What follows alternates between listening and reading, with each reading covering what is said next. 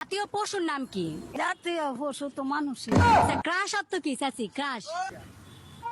5টা প্রশ্ন করবো, আপনি যদি প্রশ্ন থেকে 2টা বলতে পারেন, ঠিক আছে, তাহলে আপনার জন্য একটা পুরস্কার আছে, ঠিক আছে?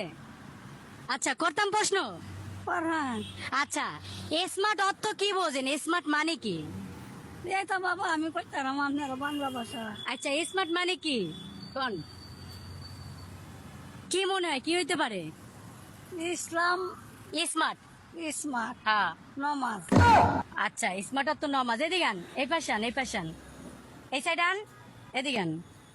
আচ্ছা, ক্রাশ অর্থ কি চাচি? ক্রাশ। ইসলাম ধর্ম হইতে হারে। আচ্ছা, ক্রাশ অর্থ ইসলাম ধর্ম। আচ্ছা, তারপর হলো আপনার জাতীয় পশুর নাম কি? এটা তো পারবেন। জাতীয় পশু। জাতীয় পশু তো মানুষই। আচ্ছা, জাতীয় পশু মানুষ, ঠিক আছে।